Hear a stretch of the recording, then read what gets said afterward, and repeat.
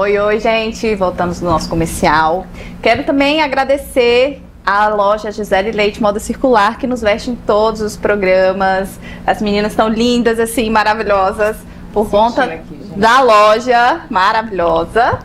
E eu quero hoje receber com vocês uma amante do esporte, apesar da pouca idade, carrega uma bagagem espiritual que não se mede em anos. A escolha pela psicologia e pela naturologia é o reflexo de uma busca sincera por autoconhecimento e evolução. Ter a Luísa aqui, com certeza, é um presente. Seja bem-vinda, Luísa. Seja bem-vinda, Luísa. Obrigada, fiquei muito feliz com o convite. São 4 mulheres que eu admiro muito e tenho acompanhado o programa, então feliz de estar aqui com vocês hoje. Luísa, obrigada. Eu falo que a Luísa é minha guardiã. Toda vez que eu vejo ela, assim, eu vejo ela assim, me olhando com muita potência no olhar. Me lembro da nossa sessão. A Luísa ficou comigo ali no chá, não foi, Luísa? E eu passei por um processo muito importante na minha vida e a Luísa estava lá me acolhendo com muito amor. Obrigada, viu, Luísa? E aproveitando já o gancho, nossa primeira pergunta, eu queria saber como que foi esse processo do autoconhecimento, já tá assim, uma menina tão nova, tão linda. Como é que foi esse momento? Você tem algum momento pontual que mudou para ti, Luísa? Gleice, eu acredito em 3 momentos assim que foram viradas para mim. O primeiro deles foi uma perda de uma pessoa muito importante para mim, já nova, que eu tinha 14 anos e foi quando eu comecei a me questionar o que vinha depois. Eu venho de uma família cristã e a resposta cristã naquele momento, que me trouxeram naquele momento, não era o suficiente. Eu queria entender mais, buscar mais, acho que eu considero esse o começo. Mas ainda era uma busca muito fraca de substância, assim, sem muita referência. Quando eu vou morar sozinha em Brasília, que eu começo a ter uns episódios de paralisia do sono, eu comecei a ficar com medo, ter medo de dormir, de ficar só. Aí, a convite de uma amiga, eu fui a primeira vez a um terreiro de Umbanda. Eu considero ali um segundo momento muito importante, porque a minha sessão de orientação ali foi importante para mim, no sentido de guiar meus próximos passos, tanto como me ajudou naquele momento. As paralisias cessaram completamente depois daquela conversa, depois daquela sessão. Considero um segundo momento ali. E o terceiro momento, com certeza, foi quando eu encontrei as medicinas, que aí, naquele momento, criou mais substância. Eu comecei a ir a líderes religiosos, a buscar lá em Brasília, que era onde eu morava, até eu encontrar as medicinas, até eu encontrar o Léo, até eu consagrar a medicina a primeira vez. E aí, ali, acho que a busca ganhou uma direção mais certeira, na minha primeira experiência, eu já fui imbuída de uma vontade muito grande de entender aquilo ali e de devolver de alguma forma. Ali, na minha primeira experiência, eu já tinha comigo que eu queria me preparar para levar aquilo de uma forma responsável e segura para as pessoas. Então, esses 3 momentos, acho que são os momentos que eu considero de viradas para mim. O tempo desse primeiro episódio até você encontrar esse terceiro episódio, que foi as medicinas da floresta, durou quanto tempo? Eu tinha 14, quando eu acho que comecei a de fato falar, nossa, isso aqui acaba, né? Pra onde é que a gente vai? O que a gente tá fazendo aqui? Nossa, muito nova esse episódio, né? Que aconteceu com você, assim. O segundo, acho que eu tinha 18 para 19, quando eu fui a primeira vez, assim, mexeu muito comigo estar dentro de um terreiro, porque eu acho que eu tinha meus preconceitos, Vindo dessa base cristã, Isso, tinha meus preconceitos, e aí quando eu cheguei lá eu fiquei encantada com aquilo ali, me fez muito bem, e aí já virou uma chave do tipo, cara, acho que eu quero conhecer outras bases religiosas, outras crenças, enfim. E aí a ayahuasca foi com 23, eu acredito, 23, isso. 23. Eu tenho uma curiosidade, que inclusive eu acho que é para todas vocês que estão nesse processo, é sobre essa questão da religião nesse processo de autoconhecimento, porque a gente fala aqui de muitas religiões diferentes, e assim, o pessoal de casa deve... lá tem um cristão, tem um católico, tem o evangélico, tem o da Umbanda. Como é esse processo de passar por religiões diferentes? Como que isso se alinha no processo de autoconhecimento? Eu acho que essa é uma pergunta geral para todas. Nem é só para convidada, Luísa. Eu me sinto muito privilegiada de ser brasileira e de ter acesso a tantos berços religiosos aqui, Porque eu acho muito rico, acho que todos têm algo a acrescentar. Eu hoje não me considero de nenhuma religião, porque eu não frequento né? Não frequento nenhuma com acidez, assim, mas eu flerto com todas, né? Eu me considero cristã porque sou amante de Cristo. Eu amo ir ao terreiro quando posso, ir a uma gira, principalmente Preto Velho, que me toca num lugar muito especial. Então, assim, eu acho que a gente é privilegiado. E hoje, assim, consagrando as medicinas de uma forma recorrente, acho que a gente não dá um nome específico às religiões de matriz dos indígenas, né, Lu? Né? A gente talvez reduza a um xamanismo, né? Mas são tantas religiões diferentes que os nossos povos, que os povos tradicionais indígenas têm aqui. Então, eu acho que a gente é privilegiado por aqui no Brasil a gente ter essa liberdade de acessar, aprender com todas. É uma mistura, né? Aqui, né? Um caldeirão. Somos os vira-lata, né? Somos os vira-latas do mundo, e no Tocantins somos os vira-latas do Brasil, né? Também recebemos aqui pessoas de todos os lugares. Somos forasteiros. Nosso mestre fala muito sobre isso, no sentido de, na verdade, apesar de às vezes ser discriminado, o caramelo, o vira-lata, ele é mais feliz, ele mais resistente, né? Ele é mais simples, mais resiliente, ele né? transita em todos os lugares, né? E se sente bem em todos os lugares, né? Então, é muito interessante falar sobre isso, porque nas medicinas também eu fiz um trabalho inverso, como você falou, né, Gleice, como é transitar nesse universo espiritualista, né? Porque eu me considero também espiritualista, apesar de vir de uma linha cristã, evangélica. Evangélica e amo, né? Sempre que eu preciso, às vezes, me aterrar, eu entro num culto e vou e escuto hino, e hora eu gosto, escuto vários pastores. Mas quando eu abri essa caixa para o universo espiritualista, é muito rico, mas também é uma desconstrução muito grande, porque são muitos preconceitos, né? De várias religiões, uma contra as outras. E na medicina eu fiz esse trabalho ao contrário. Ao invés de eu ir conhecer outras religiões, apesar de eu sempre ser curiosa, não, eu nas medicinas, Cristo se expandiu numa dimensão e de repente começou a aparecer seres e entidades e orixás. E eu falei, como assim? Onde é que vocês estão? Tipo assim, onde é que eu estava, na verdade, né? Então, assim, e foi um susto, mas ao mesmo tempo eu comecei a fazer as minhas próprias orações, falava assim, Deus, eu quero conhecer a verdade, que a verdade me liberte. E não a minha verdade, porque a gente é muito construída pelas nossas verdades. Então eu quero a verdade de Deus, do universo, o que que tem.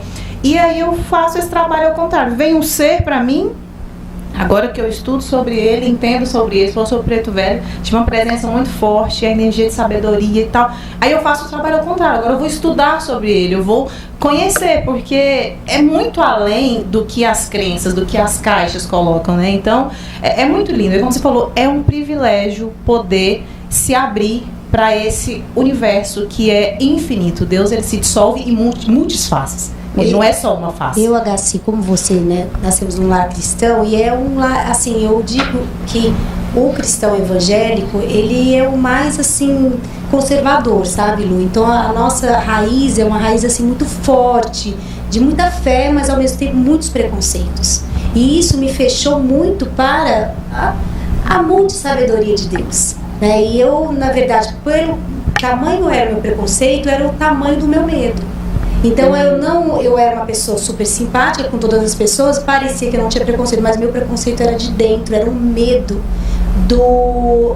dos mistérios da vida. E isso me trouxe uma pequenez. E hoje eu me sinto assim, muito mais à vontade de ir para todos os lados, sem me julgar, sem julgar as pessoas, porque o primeiro julgamento era comigo, sabe? Essa autocrítica, não, está errada, não é assim. Gente, cara, a hora que eu me abri foi um processo muito doloroso, né? E no sentido, assim, de camadas que eu tinha, que eu mesmo não conhecia, sabe, Lu? E eu me admiro muito você com uma tenridade de quebrar tantos preconceitos e se lançar, assim. Eu acho que isso é muito bonito e também faz com que você cresça mais, né, se expanda mais e não perca tanto tempo, né, com sim, e falando de limites, né, de religiões, né, de estar dentro da caixa, sua família, Como é que foi a posição da sua família? A presença da sua família? Né, mano? A nossa família. Gente, pra quem não sabe, Luísa, deixa eu botar aqui. A Luísa é minha cunhada, cara. Tô encurralando minha cunhada. Que prazer. Que prazer. Eu não recebi um convite, eu recebi uma convocação. Falei, olha, você tem um programa. Eu admiro sua estrada, tá? Eu não elogio muito ela porque ela se incha muito, mas assim, eu falei, olha, você tem um programa. Você tem um programa pra apresentar. Mas me tal fala, dia, assim, tal hora, eu tô família. te esperando lá. Curiosamente, hoje minha cunhadinha foi das primeiras a me dar crédito lá em casa. Eu já estava vivendo um processo de busca. Então, quando eu falei das medicinas a primeira vez, primeiro eu falei com a minha mãe, falei, vou tomar um chá em tal lugar, tal dia. A primeira reação dela foi assim, a Luísa tá inventando mais uma. Eu já tinha feito ela ir no terreiro comigo em Brasília. Não já foi? tinha, Isso eu não sabia. Foi, tinha ido. Gente, que E aí ela, na cabeça dela, tá inventando mais uma moda.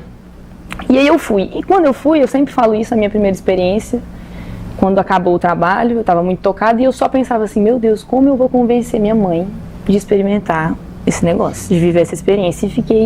E aí eu cheguei no Léo, que era o mestre daquela cerimônia, e falei, Léo, me ajuda, tem alguma forma que você acha? E aí ele me respondeu, falou assim, Lu, tem a forma que eu acho mais convincente é ela ver a mudança em você. Então você não precisa falar nada. Mas se ela vê uma mudança genuína em você, naturalmente ela vai ficar curiosa. E foi o que aconteceu. Eu cheguei em casa, fiquei totalmente quieta, não falei nada da experiência. Acho que ela até estranhou, que eu cheguei em casa quieta, só que mudaram meus hábitos, mudaram os meus interesses. Acho que mudou minha postura dentro de casa. E isso deixou ela com uma pulga atrás da orelha. Passado pouco tempo, assim, ele voltava, na época ele morava em Belo Horizonte, ele ia voltar a Palmas e eu fiz a proposta. Sem ter falado nada com ela antes, eu falei, mãe, o mestre que me serviu a medicina, ele vai voltar a Palmas. Se eu organizar uma sessão aqui em casa, só entre família, amigos nossos que possam ter interesse, você toparia? Ela, não, Luísa, tudo bem, acho que eu tenho que conhecer esse lugar, essa pessoa que você está se relacionando, então vamos fazer. E aí fiquei naquela expectativa, né? Porque a gente sabe que a medicina, eventualmente, né, tem trabalhos que são desafiadores. Era um trabalho para mais ou menos umas 12 pessoas, mas eu só estava preocupada com a minha mãe, sabe? Assim, nossa, meu Deus, tomara que seja bom. Tomara que seja bom. E assim, minha mãe passou a sessão inteira sorrindo. Né? Quando acabou, que eu olhei para ela, que eu vi aquela paz, ela estava também vivendo um processo difícil, desafiador, e a medicina foi o começo de uma virada de chave na vida dela também. Então, aí começou a relação com a minha família, né? Aos poucos, acho que todos foram se encantando com a medicina, com o trabalho do Instituto. E agora, assim, é um grande presente. Eu acabei de fazer aniversário essa semana e a gente fez uma sessão em família. Quando eu olhei ao meu redor, assim, que eu vi os meus irmãos, minha cunhada, os amigos mais próximos, minha mãe, deitados para a medicina, celebrando a minha vida, acho que foi o maior presente que eu poderia, né, receber. Então, e ter a certeza que as suas sobrinhas e ali pra frente estão se encaminhando, né? Já. Quantos anos, Luísa, você fez? Eu tinha 23 quando eu consagrei a primeira vez. Você tá perguntando que ela fez agora? Ah, não, agora 27. Uma menina, gente, uma menina com essa bagagem. Inclusive, saudade dessa época. Dando aula. E assim, essa medicina que você fala é ayahuasca. É ayahuasca. Ayahuasca. E também foi por Vipassana, né? Sim. E aí? Como é que foi essa experiência? Como se reverbera na tua vida, na vida da tua família? Você falou ayahuasca, né? Mas esse conjunto, como é? Eu acho que quando a gente começa a buscar, seja lá onde for que você se sinta à vontade para isso, porque, né, os instrumentos hoje são diversos, acho que você nunca fica satisfeito. Né? Naturalmente, né, o chá ele é como se ele tivesse me aberto um caminho com muitos outros instrumentos, com muitas outras possibilidades. Né? E aí, nesse sentido, surge o Vipassana, que é um retiro de meditação, de silêncio, que acho que são todas ferramentas que vêm para agregar nesse processo. Quando a gente começa a querer entender um pouco melhor de quem a gente é, do que a gente quer, do que a gente está fazendo aqui, acho que a gente nunca chega a uma resposta definitiva. Né? A gente, na verdade, cada vez mais é imbuído de perguntas, né, a respeito de nós e do universo. Então, o Vipassana ele foi uma ferramenta muito importante para me trazer o silêncio, de fato, para eu entender o poder do silêncio. Né? Foi desafiador, né? Foi desafiador porque são dores, porque são privações, mas, ao mesmo tempo, mudou assim, a qualidade do meu trabalho com as medicinas depois. Mudou, acho que a minha postura também. Eu sou uma pessoa de ação, assim, de fazer, e eu acho que mexeu um pouco até na minha ansiedade, assim, o fato de querer realizar, às vezes, faz a gente não ter muita paciência, né? Que é o resultado do nosso tempo. E eu acho que o Vipassana me trouxe muito essa paciência e essa lucidez de não é no seu tempo. Resiliência, né? Uma das palavras que o Goenka, né, ele fala muito é a Nitya, né? Que é a impermanência, que às vezes a gente quer ser sempre do mesmo jeito. A gente precisa estar olhando para as mudanças, né? Olhando para que tudo pode mudar a qualquer momento. Se a gente toda hora fazer, a gente não dá às vezes abertura para outros, né? E eu tenho também um pouco disso da ação demais, né? E deixar o tempo certo das coisas, né? Exato. Fazedoras. Porque parte do princípio que o Vipassana é respiração, a gente esquece de respirar, né? E a gente precisa prestar atenção, porque quando a gente respira, a gente se torna presente. Daí a gente tem um discernimento, às vezes não tem o ímpeto de fazer, e sim ouvir o seu coração, entender o ambiente. Eu acho que respiração e silêncio. Eu acho que ele foram assim, os presentes do Vipassana para mim. Tá inquieta, tá com alguma questão, você não busca resolver, na verdade você silencia e espera, né? Dá mais ouvido à intuição. São quantos dias em silêncio o Vipassana? São 10 dias. Gente, 10 dias. 10 dias você com você. Mas eu vou te falar que o silêncio lá é o menor dos problemas. Eu adorei ficar em silêncio. Quando eu saí de lá, eu falei, nossa, a gente podia praticar isso mais na vida, assim, às vezes ficar em silêncio. Mas o problema, acho que assim, são 10 horas de meditação por dia, sentada, isso doía um pouco. Um pouco muito. Não pode ler, não pode fazer exercício físico. Eu nunca tinha parado para pensar. Essa parte eu já gostei. Eu nunca tinha parado um dia da minha vida sem estímulos. Nunca. Na vida a gente não para, a gente não fica um dia sem fazer nada. Você pode ficar um dia quieto, você vai ler um livro, você vai numa cachoeira, você fica, mas sem nenhum tipo de estímulo, sem assistir nada, sem ler nada. Sem escrever nada. Sem escrever nada. Pode dormir? Pode dormir à noite, mas é difícil. São poucas horas. Muitas privações, mana. É difícil. Mas você sabe, Mas eu vou conseguir um dia, eu vou. É quando você descobre tanto que a sua mente é tarefa. E se você fala, você não está escutando e nem se escuta. Então, a partir do momento que você fica no silêncio, Gleice, eu sou insuportável. Tipo assim, eu descobri isso.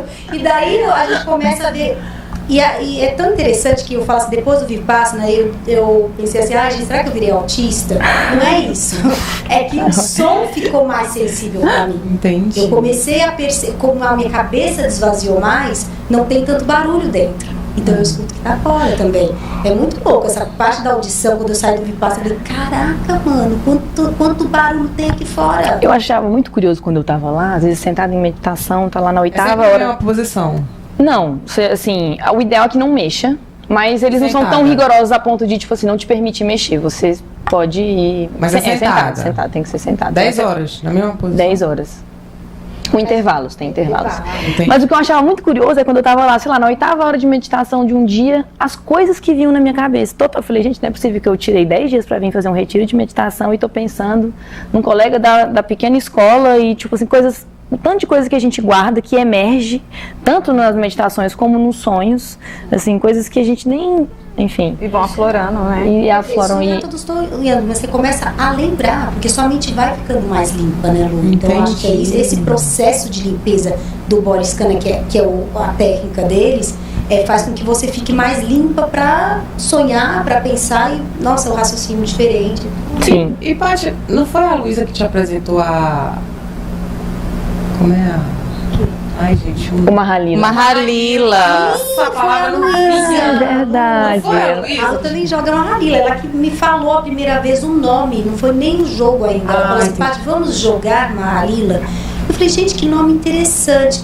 E não deu certo, a gente não jogou e ficamos assim por meses sem falar sobre isso. E daí, uma experiência de expansão, eu vi, inclusive você e suas maridos. Ela relatou. A Lu, a gente jogando Marília, eu não conhecia o tabuleiro e na verdade era algo muito diferente do que é. Porque nós éramos as próprias peças do tabuleiro. Então foi muito legal. E foi aí que eu fui procurar mesmo esse conhecimento milenar. Mas eu quero que você fale um pouco mais, assim, você gosta muito.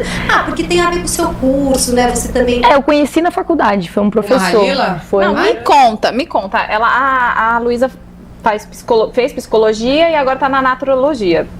Reflexo ainda mais um reforço, assim, dessa busca de si. Me conta. E dentro... assim, esse universo, Mahalila, tá. E dentro da...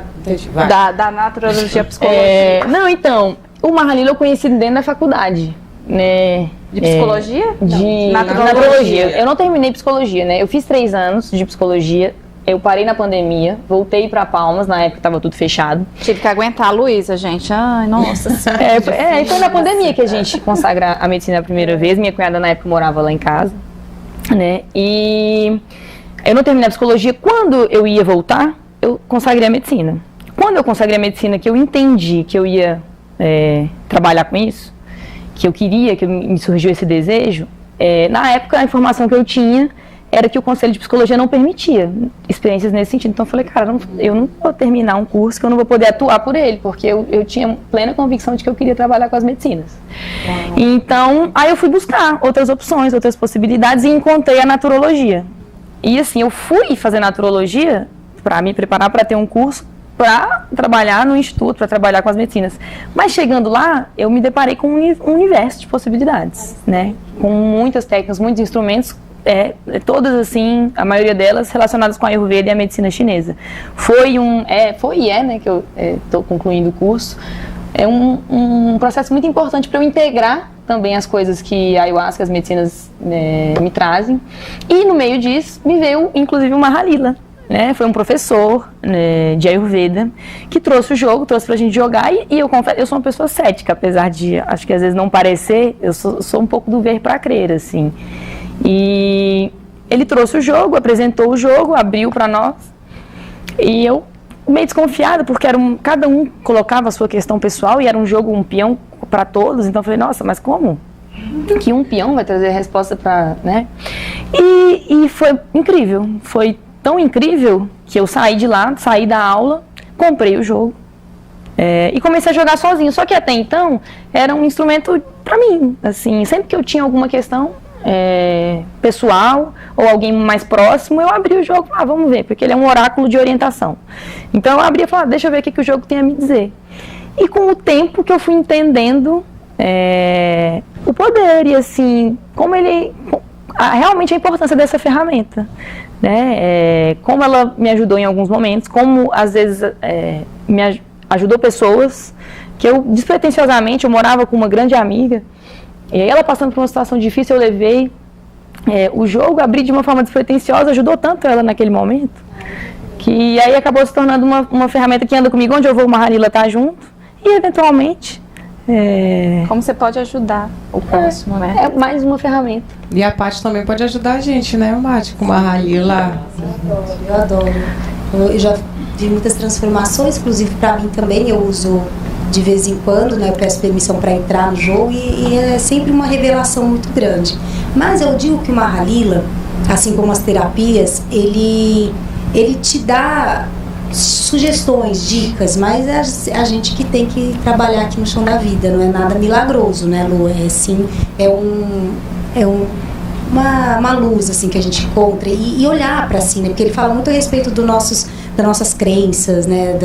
Daquilo que nos faz com que a gente fique nesse looping eternamente e achando labels e achando características pra gente que a gente pode tá mudando. E Lu, mas assim, além do Mahalila, qual outra matéria te encanta assim na faculdade? Cara, assim, o que eu quero... Você conhece muito, né? Pois é, o que é o curso, né? O que é a naturologia? As bases da naturologia são a medicina chinesa e a Ayurveda. Cultura. Que tá dentro do universo, principalmente da medicina chinesa, né? Mas lá, assim, de tudo, acho que tudo foi bagagem, né? Para a formação da terapeuta integrativa que eu quero ser, mas o que mais me encantou nesse tempo de faculdade, que eu quero trazer inclusive para casar com esse universo das medicinas, é a arte-terapia, que é o que eu quero logo pós-faculdade adentrar a esse mundo, aprofundar nesse mundo, porque eu acho que conversa muito com o que a gente faz, né? E eu vi através da arte-terapia na faculdade que às vezes as pessoas têm muitos bloqueios, que às vezes só a arte é capaz de desbloquear. Às vezes o que a pessoa não consegue falar com palavras. Seria arte mais pintura, desenho? Também, artes manuais, desenho. Você, né, Paty? Que a Paty pinta, gente. É artista também.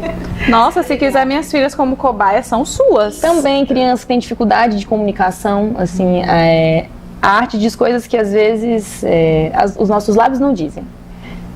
Então é uma terapia, você atuará como terapeuta utilizando essas ferramentas. Exatamente. Ai, que E a legal. terapia Muito. ocupacional também, Lu? Porque a terapia ocupacional usa da arte-terapia. Usa né? também. Mas a arte-terapia, principalmente o que eu vi lá na faculdade, que também por conta da formação do meu professor na época, é muito mais relacionada com a psicologia analítica, assim, tem mais um viés junguiano. Legal, bacana. Quero experimentar isso, porque assim, eu acho que eu com desenho, com arte, sou péssima. Não me põe pra pintar nada. Quem sabe eu vou ver essa experiência. Olha, tem aqueles caderninhos de pintura, do segredo pra relaxar. Gente, toda hora que eu olho um caderno daquele, Eu me estresso. Eu de alguém me dá um caderno Não, amiga, desse. mas calma. Vai Nossa. chegar a tua fase do Bob Goods. Eu já olhei aquele bem lá e falei, gente, eu não lembro isso. Não, eu falo. Me emergir Entendeu? nesse universo que tu... Eu falei das crianças porque as meninas, as minhas filhas, tenho 2 meninas, as crianças, geralmente, elas não conseguem se expressar em palavras, algumas. Por mais que eu tenha uma mais velha que ela se expressa bem, mas assim, o quanto a criança conversa em desenhos, em arte, em pintura, em tentar fazer algo. E quando ela fala isso, eu associei muito, porque a criança, essa forma dela falar, conversar não é em palavras. Né? Então, esse campo também abre muito ali pro infantil. Olha, eu vou te dizer que os adultos têm tanta dificuldade de se comunicar como as crianças. E às Sério? vezes de dizer o que eles realmente estão sentindo. Ou mesmo de traduzir o que eles estão sentindo em palavras. Então, nesse sentido, às vezes a arte é um instrumento poderoso para ajudar. Às vezes o que está ali no papel, aos nossos olhos, no dia a dia, não significa muita coisa, mas sempre significa muita coisa. É acessar essa criança interior. Também. A arte deve levar muito para esse lugar, né? Eu já prefiro a arte, dançar, algo mais nesse sentido, mas eu preciso experimentar esse contato com pintura. Se tu quiser me ter como paciente, Cobaia. eu tô disponível, viu? Adoro essa parte de Vai arte. chegar o momento de todas serem minhas cobaias. Nossa, estamos Obrigada, aqui. Senhor. Quando você forma, Luísa? De unir, inclusive, as medicinas com esse universo da arte. Nossa, vai ser incrível. Que show. Desenhar o que se vê na medicina. Vou te contar. Não sei se eu vou conseguir pegar o pincel. Tem um artista famosíssimo americano, é o Gray, né? Ele pinta na força. Meu, é maravilhoso, porque ele é um artista e ainda tem esse canal aberto. Quem sabe, né, Lu? E conseguir ver é lindo, mas conseguir traduzir aquilo ali numa pintura, cara, deve ser. Assim como a conversa também, né? Mas o intuito não é você produzir algo belo para os outros, é você simplesmente se expressar. E através do que você expressa, a gente tentar achar elementos que ajudem na autodescoberta. Gente, que incrível. Nossa, Luísa, por favor, tá? Estaremos aqui. Papo muito bom. Luísa sempre com muito conhecimento, muita riqueza para compartilhar com a gente. E claro que nós temos a nossa última pergunta, que é: em que fase da metamorfose a Luísa se encontra? Eu acompanho o programa de vocês, né? Já pensou na resposta? Já sabia Não dessa vale. pergunta. Não, e aí aí eu vim pensando assim, e eu me lembrei, pensando nessa pergunta, de um trecho de um livro que virou peça, que eu gosto muito, que é Alma e Moral. Eles falam que lá, né? Eles falam que todo lugar amplo um dia vai se tornar estreito. Né? Na experiência humana, todo lugar amplo um dia vai se tornar estreito. A começar pelo útero da nossa mãe, que um dia é um lugar quentinho, seguro, amoroso. A gente vai ser expurgado de lá para essa vida. E isso vai acontecer com hábitos, com pessoas, com lugares. Então, hoje, assim, eu acredito que a gente viva ciclos. Hoje, eu acredito que eu esteja num casulo, eu esteja num momento de plantio. Eu quero esse mês, que foi um presente, trazer o feitio da medicina aqui para o nosso estado. Né? A gente tem um trabalho com o Instituto e esse mês a gente vai fazer o chá aqui. A gente trouxe as mudas para plantar a matéria-prima aqui, para que futuramente a matéria-prima da nossa medicina seja também da nossa terra. Então, eu me considero, nesse momento, num momento de plantio, num momento de casulo, num momento de silenciar, de aprender. Vi vocês no papo anterior de vocês falando sobre essa qualidade de eternos aprendizes. Semente de morte, né, Lu? A semente precisa morrer, né? Então, Exatamente. Então, assim, na minha vida hoje é momento de obra, de construir, de trabalhar para testemunhar os voos que essa nova medicina vai trazer. né, as curas, as reconciliações e enfim, tudo que vai trazer nesse momento. Eu sabia que eu acertei no convite, gente. Eu sabia. Chamei, quero mais. Eu quero deixar aqui, vou sair do roteiro, galera. Eu quero deixar aqui minha eterna admiração, sério. É minha conexão com a Lu, eu não quero chorar. Eu nunca chorei até agora no programa. Mas assim, nem com a minha sogra. Lógico. Mas a minha conexão com a Lu não é daqui. Não é daqui, eu tenho absoluta que não é daqui. Falei até assim, gente, um dia eu posso até separar do meu marido, mas acho que da Luísa eu não separo. Deus me livre. Mas assim, é uma honra, de verdade, poder compartilhar esse conhecimento, levar para o outro lado da tela essa pessoa que eu conheço, que me despertou, que fez uma nova Bruna. E essa nova Bruna descobriu várias facetas de outras Brunas. Então, assim, a Luísa foi uma ponte muito, muito, muito grande para esse novo universo, para mim. E o oratório, o conhecimento, a estrada dela traz muito isso, traz essa bagagem de despertar outras pessoas. E eu queria muito levar isso hoje para vocês aí de casa. Que a gente esteja atento e busque e dê espaço para essas pessoas que nos despertam. Porque tem pessoas que nos despertam a todo momento em nossa volta. Dê ouvidos, dê atenção, pare, olhe, dê espaço para elas na sua vida. E a Lu, graças a Deus, veio e vai ficar para sempre. Obrigada, cunhada, por estar aqui hoje. Te amo. Te amo demais. Obrigada, Lu. Eu acho que até para assistir o programa Metamorfose a gente tem que estar despido. A gente não pode ter preconceito não, porque aqui a gente fala sobre assuntos muito abrangentes e às vezes, como a gente estava falando no começo, sobre religião. Tem gente que é muito travado, fechado ali, aquilo ali, meu universo é esse, não se abre.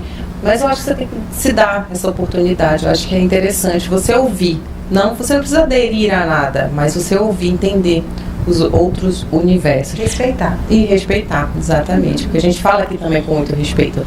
E eu quero aproveitar também para deixar aqui o @ do Instituto Alfa, para quem quiser conhecer mais sobre esse universo que a Luísa está falando, sobre as medicinas e todas as terapias que são trabalhadas lá. Futuramente a gente coloca o @ da Luísa. Vamos doutora, colocar o @ do tem Instagram dela e fala assim, quando ela formar, gente, que a gente vai estar aqui prontas para Aí eu volto. Aí ela volta, exatamente. Para recebê-la. Isa, mais uma vez, muito obrigada. Obrigada a sua vocês, força é incrível de sentir essa energia maravilhosa. Meninas, obrigada por mais um programa. Foi lindo dividir esse momento com vocês. E chegamos ao final de mais um programa Metamorfoses. Nós queremos agradecer aos nossos parceiros, Gisele Leite, Moda Circular. Obrigada, Bruna, por sempre arrasar nos nossos looks. Também a Toque de Márcia, que decorou o nosso set com muito charme e personalidade. Beijo, Marcinha. Um beijo, te adoramos. carinho enorme por você, tá? A Lights Brand, que está sempre conosco em nossas artes, nas nossas redes sociais, trazendo criatividade e inovação. Inclusive, vem novidade aqui na identidade visual da Lades. Aguardem, tá linda. Obrigada também à Rede TV por nos acolher tão bem aqui, nos dar essa oportunidade de levar o Metamorfose até você aí de casa. A HC Terapia Holística, por trazer luz e energia para o nosso programa. HC, obrigada. Pati Bi, Nutrição e Terapia Integrativa, a cura interna leva à cura externa. E a você aí de casa por mais um programa, muito obrigada por nos assistir. E se você perdeu algum dos nossos programas, ou de hoje, ou os que já passaram, você pode rever. Nós estaremos em todas as redes sociais, Instagram, Spotify, TikTok, YouTube e claro aqui na Rede TV, todas as segundas às 20h30. Então não perca o próximo programa, que tem muita gente ainda que vocês precisam conhecer para trocar esse bate-papo aqui. E vocês continuem acompanhando e até a próxima. Beijo. Obrigada. Tchau, tchau.